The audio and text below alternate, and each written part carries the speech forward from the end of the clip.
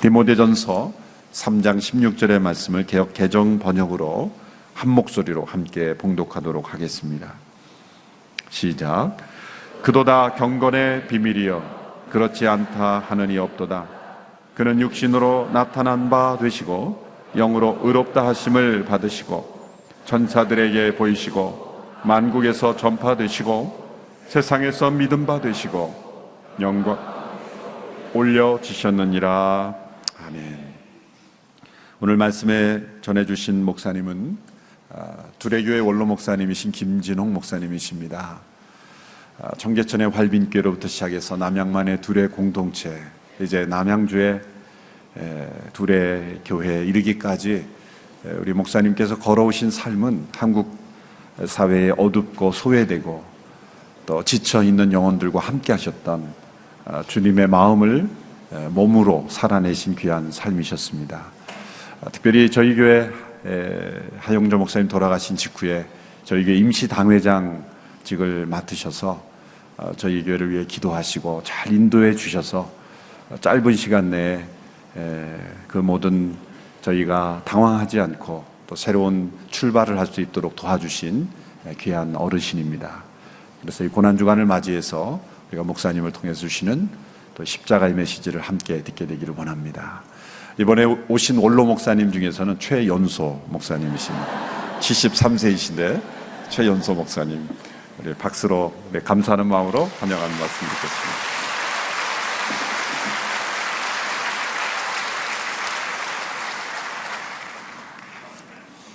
반갑습니다. 고난주간 하루 저녁 함께 보낼 수 있어서 참 보람을 느낍니다.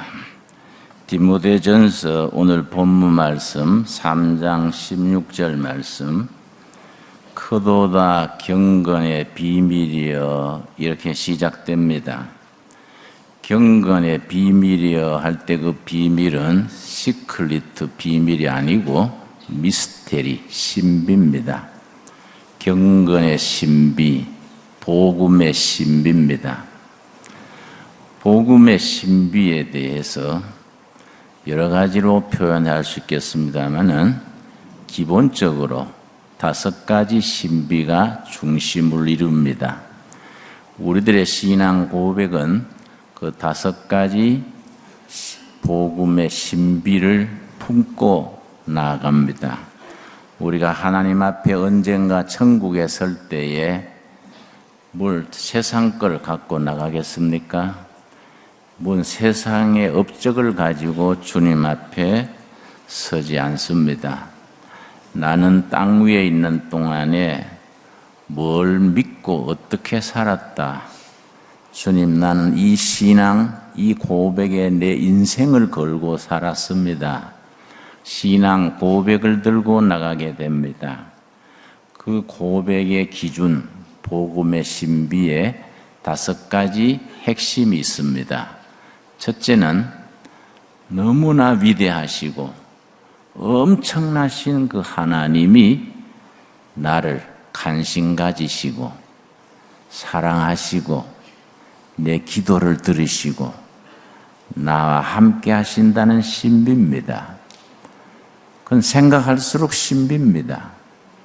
얼마나 크신 하나님이 어떻게 나한테 인격적으로, 개인적으로 관심을 가지시고 내 기도를 들으시고 함께 하실까? 그건 신비입니다. 그래서 이사야서 43장 1절에는 내가 너를 지명하여 불렀다. 너는 내 것이다.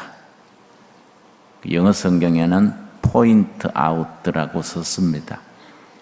탁 찍어서 뽑아냈다. 내가 너를 탁 집어서 뽑아내서 불렀다. 그래서 너는 내 것이다. 정말로 황송하고도 감사한 신비입니다. 두 번째는 그 하나님이 사람의 모습으로 세상에 오셨다는 성육신의 신비입니다. 우리 요한복음 1장 14절 우리 한번 찾겠습니다. 요한복음 1장 14절 말씀. 말씀이 육신이 되어 우리 가운데 거하심에 우리가 그의 영광을 보니 아버지의 독생자의 영광이요 은혜와 진리가 충만하더라. 말씀이 육신이 되신 신비입니다. 하나님은 말씀이신데 하나님이신 말씀이 사람 육신이 됐습니다. 기독교 신앙을 말씀의 신앙이라 하고 기독교를 말씀의 종교라고 하는데 그 말씀에는 세 가지가 있습니다. 우리가 말씀의 신앙이라 할 때에 세 가지가 합쳐져서 말씀의 신앙입니다. 첫째는 육신이 되신 말씀, 바로 예수 그리스도입니다. 둘째는 기록된 말씀, 성경입니다. 세 번째는 선포되어지는 말씀, 설교입니다. 그래서 어떤 교회에 속해서 어떤 설교를 듣느냐가 참 중요합니다. 바른 성경적 기초 위에 상식을 바탕으로 복음적인 설교를 들어야지 엉뚱한 설교를 들으면은 우리 영혼이 크게 상처받게 됩니다. 그래서 저는 교회는 골라서 가야 됩니다. 말씀이 바로 선포되어지는 교회에 속해야 합니다. 가까운 교회 가세요. 그건 조금 무책임할 때가 있습니다. 그건 비유하자면은 결혼할 때 처갓집 가깝다고 앞집 처녀하고 결혼하는 거 비슷합니다. 예. 우리 교회는 골라서 가야 됩니다. 그 기준이 말씀이 바로 선포되어야 합니다.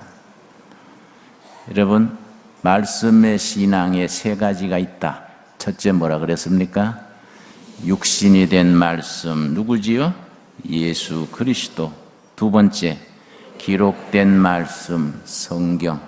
세 번째, 선포되지는 말씀, 설교입니다. 온누리 교회는 이반제리카란 교회, 복음적인 교회의 기준입니다. 하용조 목사님이 창립할 때부터 한국 교회의 복음적인 전통의 중심에 서서 한국 교회 강단을 지켜왔습니다. 얼마나 소중한지요? 여러분, 한국 교회 전체에 복음적인 신앙의 기준을 계속해서 잡아나가는 교회가 될 수 있게 되기를 바랍니다. 세 번째 신비가 있습니다. 이 땅의 주인이 이 땅에 오셨는데 대접받으러 오신 게 아니고 고난당하러 오셨다는 겁니다. 종으로, 섬기는 자로 고난당하러 오신 예수님, 참 신비한 일입니다. 특별히 고난주간에 섬기러 오시고 종으로 오시고 우리를 구원하시려고 고난당하러 오신 예수님을 다시 한번 마음에 모실 수 있게 되기를 바랍니다. 그래서 마가복음 10장 보면은 속죄 제물로 종으로 오신 예수님을 본받아서 우리도 세상에서 종으로 살아라고 우리 주님이 일러주셨습니다. 네 번째 신비가 바로 부활의 신비입니다. 고난당하시고 죽으시고 부활하신 신비. 세계에 종교도 많고 철학도 많고 사상도 많지만은 부활신앙은 오로지 우리 복음에만 있습니다. 오로지 기독교 신앙에만 예수님의 부활신앙, 부활신앙이 우리 신앙의 중심에 서게 됩니다. 다섯 번째, 바로 그 부활하신 예수님을 내 주인으로 믿어 고백할 때 하늘의 자녀가 되는 신비입니다. 요한복음 1장 12절 우리 잘 아는 말씀 한번 같이 읽겠습니다. 요한복음 1장 12절 영접하는 자 곧 그 이름을 믿는 자들에게는 하나님의 자녀가 되는 권세를 주셨으니 영접하는 자 예수님을 내 주인으로 모시는 겁니다. 예수님을 내 영혼의 주인으로 개인적인 주인으로 모시는 자 곧 그 사람은 믿는 자는 하나님의 자녀 땅의 자녀에서 하늘의 자녀로 어두움의 자녀에서 빛의 자녀로 완전히 신분이 바뀌게 된 겁니다. 이 영어 문법 공부할 때 텐스 시제가 있습니다. 이 12절 영접한다는 말하고 믿는다는 말이 시제가 다릅니다.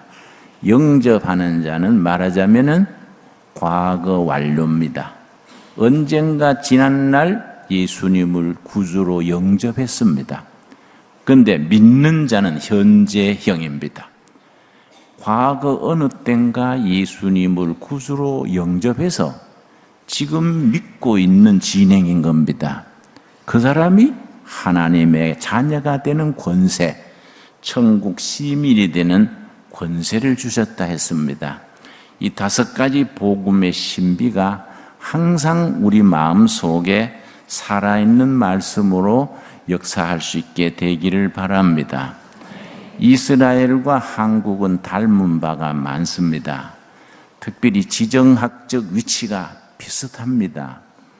한국은 반도 국가로서 해양 세력과 대륙 세력의 중간에 끼어서 고난의 역사를 이어왔습니다. 이스라엘도 마찬가지입니다. 여러분 지리책을 보시면은 이스라엘의 위치가 아시아, 아프리카, 유럽이 만나는 꼭지점에 이스라엘 땅이 있습니다. 어느 대륙에든지 강대한 세력이 일어나면은 이스라엘은 침략을 당하고 억압당하고 전쟁이 끊어지지를 않았습니다. 그런 지정학적 위치가 이스라엘과 우리가 비슷하기 때문에 늘 고난의 역사를 살아왔습니다.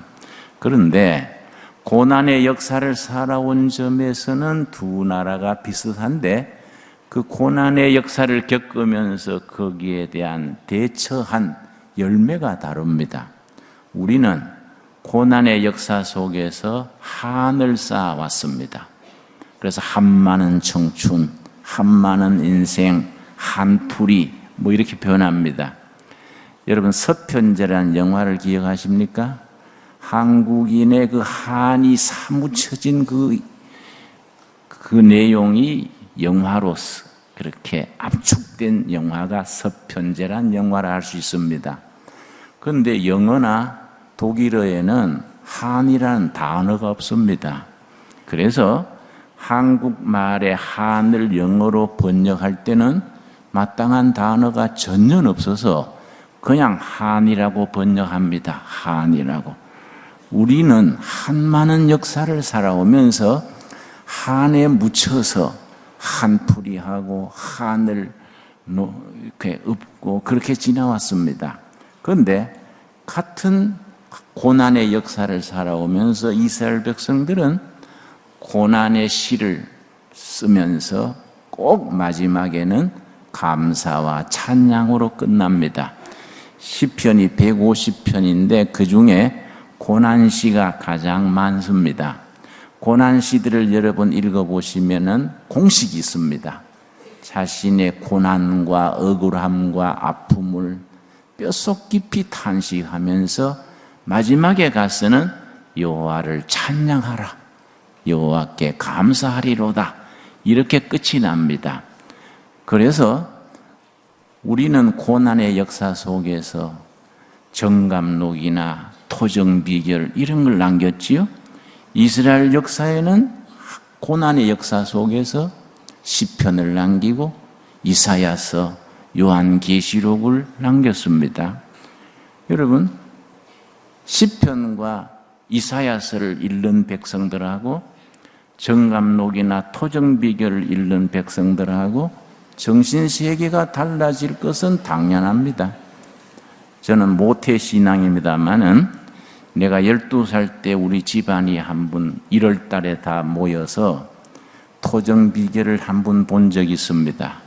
근데 12살 되던 해 그 해의 토정비결이 뭐이 나왔냐면은 금년에 아들 얻을 운세로다. 거기 나왔었습니다. 해마다 그런 걸 보고 살았습니다. 정감록이 남쪽에서 푸른 옷을 입은 정도령이 이 민족을 해방시키고 세계를 제패하는 민족이 된다. 정감록의 내용입니다. 그래서 지난번에 정주영 회장님이 대통령 출마하실 때에 그 말을 틀림없이 자기 말로 믿었습니다. 또 정시고 하니까 정감록. 그래서 또 울산이 남쪽이니까. 예? 여러분, 우리는 정감록을 읽고 토정비결을 읽고 사주팔자를 보고 이럴 동안에 성경에는 이사야서, 예레미야서, 시편, 계시록 같이 그런 내용이 쓰여진 겁니다. 그런데 우리가 130여 년 전에 이 위대한 책 성경이 우리 땅에 들어와서 얼마나 우리가 신앙생활을 열심히 하게 됐습니까? 한국교회는 세계교회의 모범 사례입니다. 특별히 아시아에서 성공한 교회가 한국교회입니다. 한국교회가 아시아에서 처음 성공한 교회가 됐다는 말은 미래 아시아에 사명감이 있다는 얘기입니다. 우리 아시아 선교, 통일 한국 시대, 예수 아시아 시대를 위해서 우리는 기도하고 준비해야 됩니다. 그걸 위해서 우리 사업도 하고 학문도 하고 자식도 기르고 그렇게 해야 됩니다. 우리에게 위대한 책 성서가 이렇게 130여 년 전에 우리 한반도에 전해졌다는 것 자체가 그 축복입니다. 그래서 우리 통일한국 시대는 말씀이 저 백두산에서 한라산 꼭대기까지 말씀이 차고 넘치는 성서한국 시대를 우리가 세워나가는 그런 비전, 그런 꿈을 가질 수 있어야 합니다. 다시 말씀드리거니와 고난의 역사 속에서 이스라엘 백성들은 그 고난을 오히려 역전시켜서 영혼의 양식으로 삼았습니다. 시편 119편 71절 우리 한번 찾겠습니다. 시편 119편은 시편 성경 전체 중에서 가장 긴 장입니다. 그 71절 말씀 119편 71절 고난당한 것이 내게 유익이라 이로 말미암아 내가 주의 율례들을 배우게 되었나이다. 개인이나 민족이나 교회나 가정이나 실큰 고생한 뒤에 고난이 참 유익했구나. 이 고난 때문에 내가 하나님의 법을 말씀을 배우게 됐구나. 그 고백입니다. 67절도 같은 말씀입니다. 고난당하기 전에는 내가 그릇 행하였더니 이제는 주의 말씀을 지키나이다. 고난당하기 전에는 헛길로 나가고 인생을 낭비하고 자동차 헛바퀴 돌리듯이 그렇게 살았는데 고난의 골짜기를 통과하고 나서 하나님의 말씀을 지키게 됐다. 저는 74년, 75년 이태 동안 감옥을 산 적이 있습니다. 그 유신 말기 때지요. 감옥에서 어떻게 조사하는 과정에서 몸을 다쳤습니다. 지금 생각하면은 반대하는 우리나 그걸 단속하는 정부에서나 그렇게 심하게 할 거 없었는데 그 시절은 그렇습니다. 제가 몸을 다쳤습니다. 왼쪽 옆구리를 잘못 맞아서 숨을 들으시면은 갈빗대가 찢어지는 듯이 아프고 숨 쉬면은 관절에 통증이 왔습니다. 그러니까 얼마나 힘들겠습니까? 체중이 37kg 밑으로 내려가고 눈이 잘 안 보이고 아주 힘들었습니다. 아침에 자고 나면 목에서 핏덩이가 나오곤 했습니다. 그런데 앉아도 아프고 누워도 아프고 머리를 벽에 기대고 있으면 좀 덜했습니다. 이 다친 왼쪽 옆구리를 손으로 잡고 이마를 벽에 기대고 그렇게 있다가 욥기를 읽었습니다. 욥기를 천천히 읽어나가다가 23장 10절을 읽고 은혜를 받았습니다. 말씀 한 절이 내 영혼을 뜨겁게 한 뒤에 내가 그렇게 고통을 당하는 이유, 하나님의 뜻을 온몸으로 깨닫게 됐습니다. 그 뒤로 치유가 됐습니다. 하나님의 말씀은 치유하는 능력이 있습니다. 회복시키는 능력이 있습니다. 병든 자를 일어나게 하고 절망에 빠진 사람을 희망을 주고 망가진 인생을 새롭게 해주는 능력입니다. 여러분 욥기 23장 10절 한번 찾아보겠습니다. 욥기 23장 10절 말씀, 내가 망가진 몸을 가지고 그렇게 사경을 헤맬 때에 욥기 23장 10절 말씀, 한 절이 내 영혼에 부딪혀 왔을 때에 나를 소생시켰습니다. 그러나 내가 가는 길을 그가 아시나니 그가 나를 단련하신 후에는 내가 순금같이 되어 나오리라. 나의 가는 길을 아무도 모르지요. 정치범 독방에 앉아 있으니까 부모 형제도 모르고 아무도 모릅니다. 그런데 한 분 아시는 분이 있다는 겁니다. 여호와께서 아신다는 겁니다. 그런데 질문이 생깁니다. 하나님께서 모르고 가만두시면 몰라서 그렇다 하겠는데 아시면서 왜 가만히 두실까? 왜 알면서 자기 일꾼이 죽게 된 것을, 그렇게 통증에 시달리는 것을 왜 가만두실까? 의문이 생깁니다. 그 다음 말씀에서 답을 찾았습니다. 그가 나를 뭐라 그랬습니까? 단련, 훈련입니다. 훈련. 영어 성경의 디시플린, 훈련. 사람 되게 하는 훈련. 크리스찬답게 하는 훈련. 일꾼 되게 하는 훈련. 그가 나를 훈련하신 뒤에는 내가 순금같이 나오리라. 믿음을 금이라 그럽니다. 믿음에 금을 붙일 때는 시련과 아픔과 고통을 거쳐서 다져지고 다져진 믿음을 순금 같은 믿음이라고 그럽니다. 99.9% 순수한 금, 바로 고난과 아픔과 탄식, 눈물의 꼴짜기를 지나면서 다져진 믿음이 순금 같은 믿음입니다. 내가 이 말씀 읽고 은혜 받았습니다. 성령께서 이 말씀을 통해서 응답하시는구나.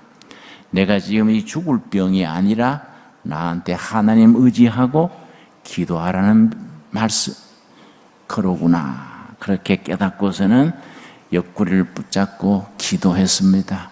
하나님, 이렇게 단련하셔서 성질도 고치고 비전도 보게 되고 하나님의 일꾼으로 적합한 그릇을 만드시려고 나를 이렇게 그냥 시련을 듣게 하시는 줄로 알겠습니다. 기도하고 통증이 오면은 기도하고 찬송하고 그냥 운동장에 하루 30분씩 운동 시간이 있습니다. 나가서 달리기를 하면서 나의 가는 길을 오직 그가 아시나니 그가 나를 뭡니까? 단련하신 후에는 내가 정금같이 나오리라. 달리다 보니까 담 밑에 채소들이 쭉 나 있더라고요. 아무래도 잇몸에 피가 나고 눈이 안 보이는 것이 비타민 결핍증인 게다. 응? 저 채소를 먹어야지. 그 내가 교도관한테 그 눈이 안 보이고 잇몸에 피가 나고 이게 다리가 후들거리는데 소금국에 콩밥만 주니까 그런가 봐요. 채소 좀 주시오. 그랬더니 집에 가서 먹어. 그러더라고요. 잘해주면 또 돌아서 안 돼. 이러더라고요. 어떡합니까? 내가 담 밑에 채소처럼 풀이 난 걸 보고 뛰어갔습니다. 갔더니 채소가 아니고 토끼풀이랬습니다. 크로바잎. 내가 그걸 보고 생각하기를 저 크로바잎을 토끼가 먹고 사는 거니까 사람이 먹어도 괜찮겠지 생각을 하고 토끼풀을 뜯어서 먹었습니다. 그걸 씹으면서 나의 가는 길을 오직 그가 아시나니 그가 나를 단련하신 후에는 사람 되라고 크리스찬답게 되라고 하느님이 쓰시기에 적합한 그릇이 되라고 훈련하신 후에는 정금같이 순금같이 되리라. 열심히 그랬습니다. 그런 중에 그냥 통증이 사라지고 건강해졌어요. 네? 석방된 뒤에 내가 세브란스에 가서 종합검진을 했더니 건강이 다 정상인데 심장이 보통 사람보다 특별히 강하다 그래서 할렐루야, 한국에서 목회하려면 강심장이라야 되니까 나한테 강심장 주셨구나 찬양했습니다. 그런데 2달 전에 우리 법원에서 출두하라 그래서 웬일인가 하고 갔더니 유신 때에 억울하게 그렇게 잘못 감옥 산 걸 정부에서 사과합니다. 그래서 정부가 잘못했으니 보상금을 신청하세요. 그러더라고요. 그래 하루에 얼마씩 줄 거요? 그랬더니 하루 살았는데 19만 4,400원 준대요. 우리 일행이 6명이랬는데 나오면서 모두 한결같이 좀 더 살 걸 그랬네. 그때 나와도 별일 없었는데 아이고 그럴 줄 알았으면 더 오래 살 걸. 저도 아쉽습니다. 하나님께서 우리 가정을, 이 백성을, 교회를 훈련시킵니다. 왜냐? 순금 같은 믿음의 가정, 믿음의 사람이 되게 하시기 위해서. 여러분, 고난주간을 겪으시면서 우리를 사람 되라고 고난으로 인도하시는 성령님의 뜻을 헤아릴 수 있게 되기를 바랍니다. 여러분, 저는 우리 형님이요. 저는 일본서 태어났습니다. 일본 동경이 내 출생지인데요. 1941년에 태어났습니다. 해방되던 내 가을 기국선 타고 내가 귀국을 했습니다. 그때 내가 5살, 우리 형님은 9살이 됐습니다. 나는 5살이니까 일본 초등학교 안 다녔는데 형님은 9살이니까 학교를 다녔지요. 근데 일본 아이들이요, 이지메가 심합니다. 이지메 아십니까? 우리말로 왕따지요. 조센징 기다나이, 더럽다 하고 발길로 차고, 조센징 빠까에로 하고 쥐어받고, 우리 형님이 상처를 받았어요. 이 성경에서는 그걸 마음의 쓴뿌리 그럽니다. 쓴뿌리. 이 상처, 심리학에서는 트라우마라 그럽니다. 귀국한 뒤에 클 때는 몰랐는데 군에 갔다 오더니 병이 나타나더라고요. 군에 갔다 오더니 밥을 차려주면요, 밥그릇을 들고 냄새를 맡아요. 밥을 들고 냄새를 맡았길래 형님 왜 그러세요? 그랬더니 밥에 독약 든 것 같아. 그래요. 어머니 차린 밥에 왜 독약 들어요? 그랬더니 아니야, 네가 먹어봐. 내가 먹어보면 괜찮지요. 자기가 먹어요. 이상하다 그랬는데 하루는 밤 2시쯤 됐는데 형님이 나를 깨웠습니다. 동생 일어나. 일어나 보니까 형님이 부엌칼을 들고 있어요. 부엌칼을 들고 우리 어머니 보고 막이여 막이 찔러. 이 정신분열증이란 병입니다. 스키조프레니아 그래요. 정신병 중에 아주 힘듭니다. 얼마나 우리 가정이 고생했는지 여러분, 한 가정에 정신병자 한 명 있으면요, 가족들이 너무너무 힘듭니다. 안 겪어본 사람들은 그건 상상을 못합니다.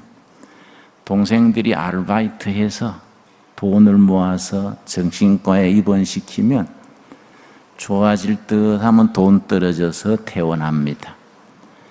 퇴원해서 2, 3개월 괜찮다가 또 재발합니다. 견디다 못해서 다시 또 돈 모아서 입원시킵니다. 돈 떨어지면 퇴원하고. 그걸 3번쯤 되풀이 하니까요, 형님 그러면 막 진절머리가 나요. 내 동생이 고등학교 3학년 이랬는데 하루는 뭐라는 거 하니, 형 우리 큰형은 자살도 안 할까? 그래서 내가 답하기를, 가망 없어. 자살을 해도 우리가 하지 형은 안 해. 왜냐, 우리 아버지 일본서 돌아가시고 어머니 혼자서 우리 삭바느질해서 키우면서 맞이라고, 아버지 없는 집에 맏아들이라고 자꾸 특혜를 준 거예요. 형님이 에고이스트가 댕깁니다. 우리 생각에. 네? 형은 본래 이기주의자인데 뭐 자살을 해도 우리가 하지 형은 할 사람이 아니요. 그런 세월 지나다가요, 우리 누나, 동생, 나 셋이서 하루는 단합을 했습니다. 우리 형, 우리 오빠 자꾸 싫어하고 그렇게 피하려 하지 말고 우리가 책임을 지자. 일주일씩 우리 당번을 서자. 그래서 셋이서요, 일주일씩 돌아가면서 최선을 다했습니다. 매일 아침마다 예배드리고 형님한테 손톱도 깎아주고 목욕탕도 데려가고 찬송도 같이 부르고, 3남매가 돌아가면서 정성을 쏟았는데 4개월째 딱 되는 날요, 형님이 아침에 일어나서 면도를 하고 양복을 입고, 동생들 오늘 가정예배 내가 인도할게. 멀쩡하게 그러는 거예요. 예수님이 나한테 음성을 들려주셔서 그걸 영음 그래, 영음. 내가 너를 병에서 노임받게 하노라. 예수님의 음성을 들었대요. 우리는 제정신에 그러는가, 도란 마음에 그런가, 아니 벙벙해서 왜 보는데, 찬송가 찾아서 부르고 성경 말씀 읽고 자기 간증하는 거예요. 예수님의 음성 들은 간증하고 눈물을 흘리면서 고맙다 그래. 동생들 고마워. 그러고 주기도문으로 마치는 거예요. 우리는 뭐 황홀하지요. 뭐 어떻게 된 일인가. 예배 마친 뒤에 형님이요, 나 때문에 가정 경제가 어렵지? 나도 내일부터 직장 알아볼게. 그래서 내가 깜짝 놀라서, 형은요 직장 가면 안 돼요. 다시 스트레스 받아서 재발하니까. 형은 집에 가만히 계셔도 제정신으로만 있으세요. 제정신으로만. 응? 형님만 건강하면 우리 집은 천국입니다. 천국. 평생 모실 테니까 희죽희죽 웃지 말고 이상한 소리 하지 말고 우리 어머니 괴롭히지 말고 제정신으로만 있으면 우리가 아마 짱입니다. 짱. 우리 집에 기쁨이 왔어요. 행복해졌어요. 그래가 좀 몇 년 살았으면 좋을 텐데, 간경화증 있지요. 병원에 가서 피검사를 하니까 뭐 수치가 나오지 않습니까? 뭐 GBT 뭐 나오지요. 의사 선생님이 그래요. 이 수치로 살아있는 것이 이거는 정상이 아닙니다. 그래서 어떻게 하면 됩니까? 그랬더니 의학적으로는 오래 못 갑니다. 집에 모시고 가서 하자는 대로 해주세요. 오래 못 갈 깁니다. 그래요. 우리 집에 와서 형님 먹고 싶다는 거 사드리고 아침 저녁으로 찬송가 부르고 성경 같이 읽고 그렇게 지냈는데 어느 날 아침에 세수하다가 세수대에 피를 토하더라고요. 피를 가득히 토하고서는 앉은 채로 숨을 거두었는데요. 숨 거두기 10분 전입니다. 10분 전. 얼굴이 천사처럼 바뀌었어요. 기쁨 충만, 은혜 충만. 나는 사람의 얼굴에 그렇게 빛이 난다는 건 상상을 못했습니다. 얼굴이 은혜와 기쁨이 충만해서 동생들, 나 오늘 예수님 날아간다. 동생들 고마워. 내가 땅에서는 동생들 신세 못 갚아도 예수님 날아가서 예수님께 동생들 뒤봐달라 할게. 그러는 거예요. 만면의 기쁨 충만해서 은혜와 기쁨이 넘치는 얼굴로 싹 웃는데요. 얼마나 우리가 은혜 받았는지. 형님 그 얼굴 보면서요, 10년간 정신병 뒷바라지 하면서 형님 원망하던 게 일순간에 녹아버렸어요. 야, 우리 형님 훌륭하다.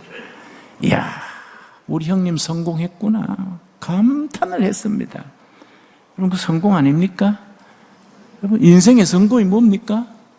10년을 정신병을 해도, 평생의 밑바닥을 헤매도 이 땅에서 숨 거둘 때 하늘 문이 열리고 천사 같은 얼굴로 죽을 수 있으면 성공 아니겠습니까? 인생의 성공이 뭐입니까? 우리가 감동해서 와, 우리 형님 멋있다 쳐다보고 있는데 우리 형님이요 만면의 웃음을 띠고요, 동생들 나 예수님 나라 가는데 찬송 한 곡 불러줄래? 그랬어요. 예. 무슨 곡 부를까요? 그랬더니 내 영혼이 은총 입어. 불러달라 그랬습니다. 어머니, 누나, 동생, 식구들이 둘러앉아서요, 감격의 눈물을 흘리면서 그 찬송을 부른 겁니다. 멋있는 찬송입니다. 내 영혼이 은총 입어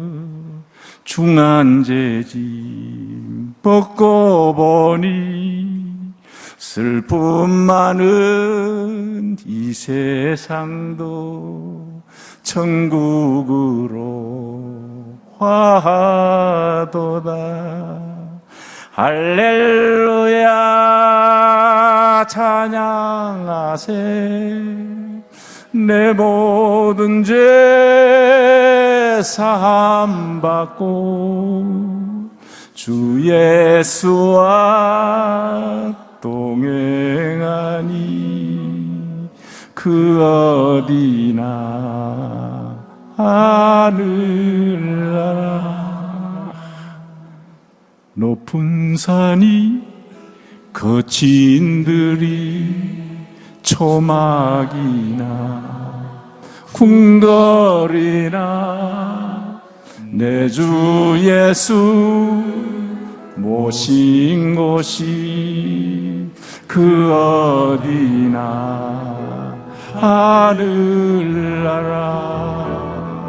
할렐루야 찬양하세. 내 모든 죄 사함 받고 주 예수와 동행하니 그 어디나 하늘나라. 3절 끝나는 부분에 형님이요 앉은 채로 손을 이렇게 뻗으면서 창밖을 내다보면서 야, 예수님 마중 나오시네. 손을 든 채로 숨거뒀습니다. 나는 그때 딱 입력이 됐습니다. 우리들 본 어게인 크리스찬들이 죽는다는 건 축복이구나. 우리들 거듭난 크리스찬들이 이 땅에 사는 동안에 초막이나 궁궐이나 험한 세월 아픔도 있고 상처도 있고 사연도 많겠지만은 열심히 교회 섬기고 성도답게 살다가 하늘문 열리는 걸 보면서 천국 가는 게 얼마나 축복입니까? 그 축복을 우리 다 함께 장차 누릴 수 있게 되기를 바랍니다. 행여나이 중에 한 분도 거기 빠지면 안 되지요. 천국에 다 모였는데 빠지면 되겠습니까? 아무개는 어디 갔지? 그러면 밑에 동네 간가 봐. 안 되지요, 여러분. 우리 기도하겠습니다. 주님, 은혜를 감사드립니다. 우리 복음의 신비를 우리에게 깨우쳐 주셔서 감사합니다. 예수님이 십자가의 길을 걸어가신 고난 주간에 예수님이 당하신 고난을 생각하며 우리도 이 땅에서 대접받고 잘 살고 누리고 사는 게 아니라 예수님의 고난을 따를 수 있게 하여 주시옵소서. 섬기게 하옵시고 베풀게 하옵시고 나눌 수 있게 하여 주시옵소서. 초막이나 궁궐이나 예수님 모시고 성령님 인도하심을 따라 하늘나라 바라보면서 날마다 삶 속에 하늘의 기쁨과 평강이 있게 하옵소서. 예수님 이름 받들어 기도드렸사옵나이다. 아멘.